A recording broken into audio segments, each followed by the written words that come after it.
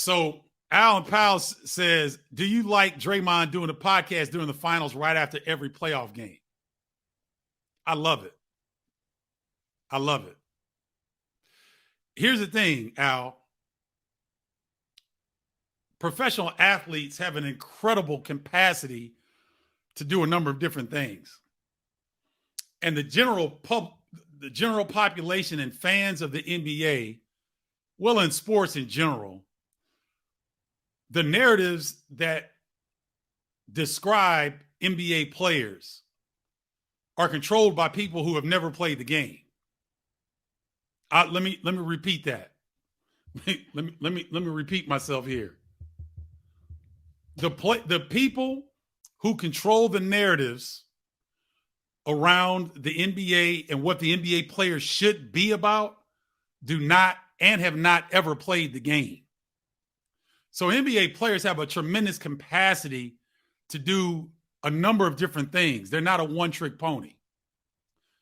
And here's the thing. He's doing them after the game. It ain't like he's in the locker room and getting sound bites from cats before the game. He's playing the game.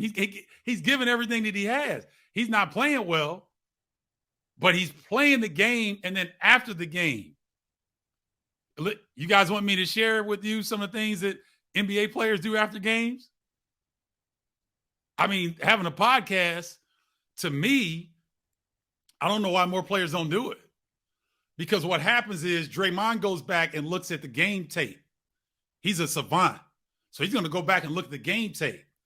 I don't know whether he does his post-game analysis for his podcast before or after he watches the game tape.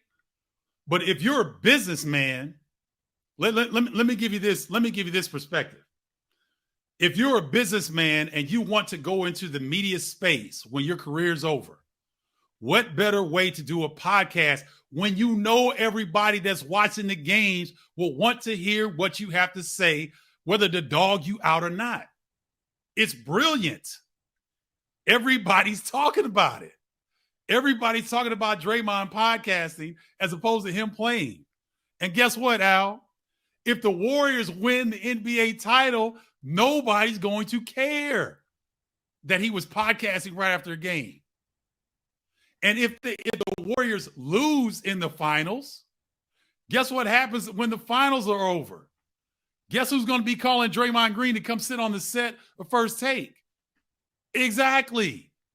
Because every player outside of Amari Stoudemire that I'm aware of, every player that First Take and ESPN has been bringing up on the set have been current or former NBA players with a podcast. Matt Barnes, JJ Redick, CJ McCollum, Kendrick Perkins, Pat Beverly. I don't know. I don't think Pat Beverly has a podcast. Best believe he's going to start one soon. So when you talk about Draymond Green, who's an NBA champion, who is a very unique player, he's struggling offensively right now, but Stephen A is blowing up his platform. So I think it's brilliant because one, where else are you going to get a player that just played in the NBA Finals and you get his fresh perspective? Now the media gets his first reaction because they have to go to the press conference, post-game press conference, and so the media will get his first thoughts. But Draymond will have the ability to go and do what he has to do, get home, get set up for the podcast, and then give you the straight fire. So we always talk about, we want athletes to be truthful and honest. Well, damn. We can't ask for more than this. And if Draymond Green has the heart and the nuts, yes, I said that. If Draymond Green has the heart and the nuts to put it on the line playing and then doing a podcast after the game, and he's open to that criticism, shoot. Go on, Draymond. Do your thing. because from a business standpoint, it's brilliant. If he's going to grow his podcast and he's in the NBA Finals, he's leveraging his participation with the Golden State Warriors. He's leveraging that to build up his platform. I think it's brilliant.